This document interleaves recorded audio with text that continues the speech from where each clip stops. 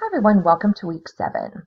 So last week you had your first experience in doing layout with a grid. Now in that case, you didn't really need the grid. It's just the grid in that case is another option for how to lay something out. As one student put it, she liked that she could just drop and plop, meaning you can just put your text in, you have a very clear delineated space in the grid, or if you want to showcase a photo, a grid can really actually make the photo stand out by putting it in a smaller spot. So you might have, liked it, or you might not have liked it, but when you were working with multiple images, trust me when I tell you, you will really, really need to work with a grid. It's really almost impossible to work with multiple images and a layout successfully without a grid. For our next project, which is going to be a large size postcard mailer, we're just doing the front because we're focusing on images and grid and rule of thirds. We're not going to worry about the back right now.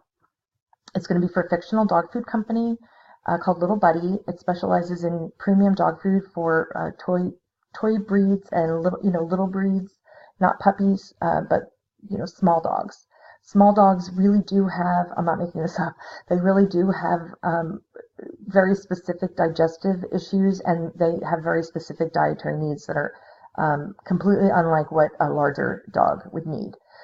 So I chose this as a company because there are so many really good stock photographs of dogs that are available under the CC0 or just without attribution.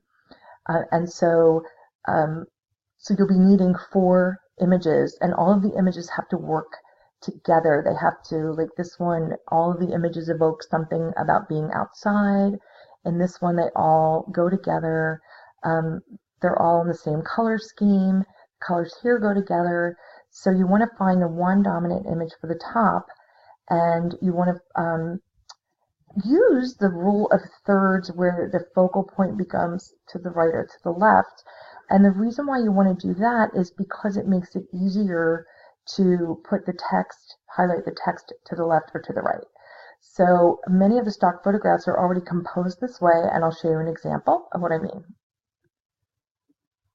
Okay, so it's pretty obvious just by looking at it that we know that this wine glass is on a grid line probably up here, and that this is somewhere near an intersection of a focal point. But to really know for sure, we can just upload it to Canva, and then if you do the crop, it's going to bring you all the grid lines. So right, so the top of the glass is along this line, and the bottle is along this line.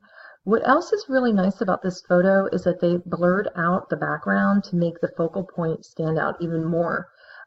Unfortunately, you can't do this in Canva. You need a much more powerful program like Photoshop to do that, but it does make for a cool look. So you really don't have to do anything to this photo. It is pretty much set up using the rule of thirds and creating the focal point off center. Now let me show you another example of a photo that might not be.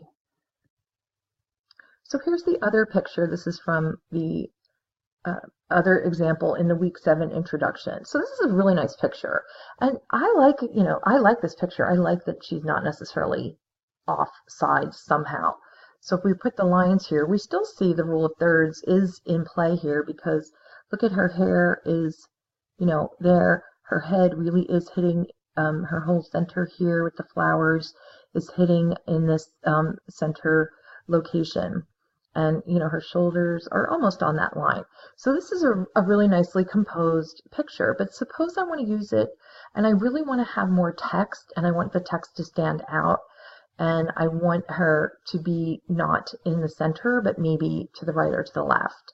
So in order to do that, I can certainly adjust this. You can't go too much, but you can, if I go like this, I'm still there. So she's moving out. I'm going to just move it a little bit more. Okay, and I apply it. You see now I changed the focal point, and I have much more room here on the left. So that is something that you can do. You don't have to come in and prove that your picture is exactly, on the grid line, but it can be helpful for you to look at it, and you will need to put the grid lines in if you are trying to move the focal point yourself. So that is something that you can try. So the rule of thirds, creating the off-center focal point, is really helpful when we're doing these kinds of promotional advertisements.